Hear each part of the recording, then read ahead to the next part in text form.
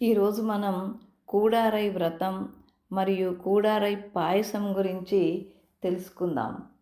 మరి ధనుర్మాసం అంటే కేవలం ఉదయాన్నే లేవడం కాదు.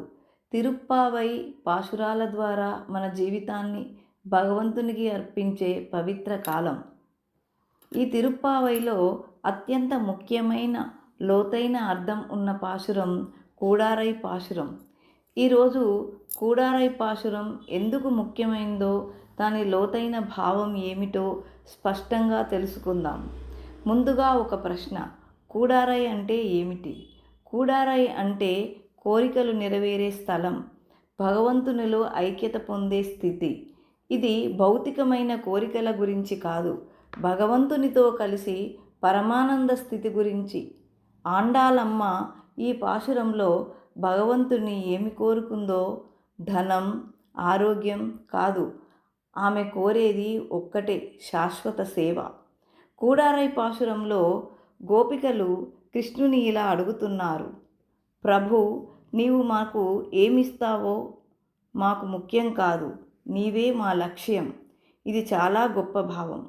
భగవంతుడిని మన కోరికలు తీర్చమని అడగడం భక్తి కాదు, మన కోరికలనే భగవంతునికి అర్పించడం నిజమైన భక్తి. కూడారై పాశురం మనకు నేర్పేది ఇదే: నీవే సంపద, నీవే ఆనందం. ధనుర్మాసం మొత్తం ఒక సాధన కాలం. మొదటి పాశురం నుండి గోపికలు కృష్ణుణ్ణి పిలుస్తారు, అతని దగ్గరకు వెళ్ళే ప్రయత్నం చేస్తారు. కానీ కూడారై పాశురం వచ్చేసరికి సాధన ఒక స్థాయికి చేరుతుంది. ఇక్కడ కోరికలు తగ్గుతాయి, అహంకారం కరిగిపోతుంది, మిగిలేది ఒక్కటే: సంపూర్ణ శరణాగతి. అందుకే ధనుర్మాసంలో కూడారై పాశురం చాలా కీలకమైన మలుపు. గోదాదేవి చేసిన వ్రతం ప్రత్యేకత. గోదాదేవి ఈ వ్రతం చేసింది తన కోసమా? కాదు, ఆమె చేసింది అందరి తరపున. అందుకే ఆమె గోపికలతో కలిసి నోమింది. అందుకే తిరుప్పావై నేనుతో కాదు, మేముతో నడుస్తుంది. ఇది వ్యక్తిగత భక్తి కాదు, సామూహిక శరణాగతి. అమ్మవారు 100 గంగాళములతో నోముకుంది. కూడారై వ్రతం ఎంతో విశేషంగా జరుగుతుంది. కేవలం పూజ కాదు, కేవలం నైవేద్యం కాదు, ఇది భక్తి పరిపక్వతను చూపే సాధన. కూడారై ఎలా చేయాలంటే: కొత్త బియ్యం, ఆవు పాలు, ఆవు నెయ్యి, బెల్లం లేదా చక్కెర. బియ్యాన్ని పాలలో ఒక్క నీటి చుక్క లేకుండా ఉడికించి మెత్తని స్థితికి రావాలి. క్షీరాన్నం మునుగునట్లు పోసిన నేతిని మోచేయి గుండా జారుతుండగా నీతో కలిసి కూర్చొని హాయిగా చల్లగా ఆరగించడం. ఇదే మా ప్రతిఫలం. నెయ్యి త్యాగానికి సంకేతం, సంపదను దేవునికి అర్పించటం. ఈ పాయసాన్ని చెంచాతో తినకూడదు, చేతితో తినాలట. చేతితో తినడం అంటే మధ్యవర్తి లేకుండా నేరుగా అనుభవించడం.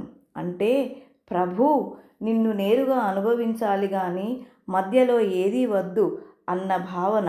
నెయ్యి కారడం అంటే పరిమితం లేకుండా త్యాగం, పూర్తిగా అర్పణ. ఇది శరీరానికి కాదు, మనసుకు చెప్పే బోధ. దేవుడికి ఇచ్చేటప్పుడు లెక్కలు పెట్టకూడదు. ఇవి అన్నీ కలిస్తేనే పూర్ణ శరణాగతి. దేవుడిని అడగడం కాదు, దేవుడే కావాలనుకోవడమే కూడారై వ్రతం.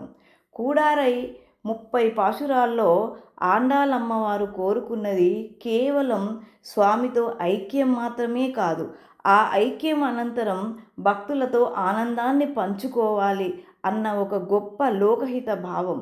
ఆ భావానికి రూపంగా 100 గంగాళాల పాయసం అనే కథ వైష్ణవ సాంప్రదాయంలో ప్రచారంలో ఉంది.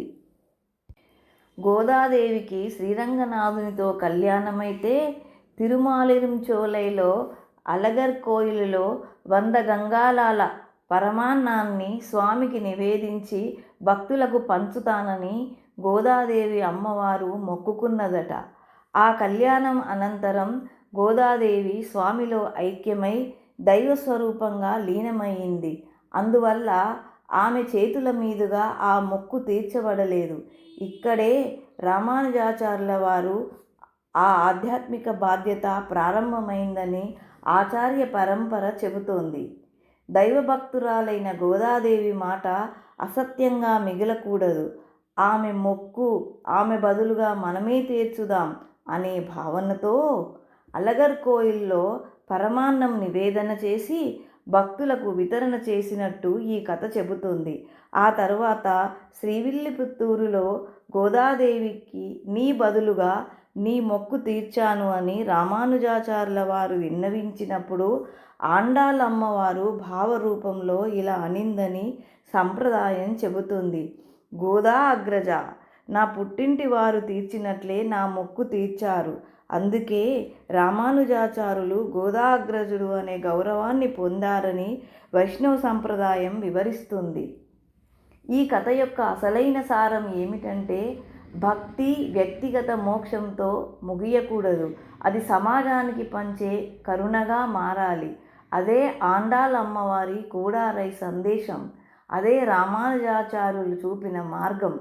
శిలాశాసనాల్లో లేకపోయినా మన హృదయాలలో నిలిచిపోయిన ఒక గొప్ప భక్తితత్వమే ఈ కూడారై కథ.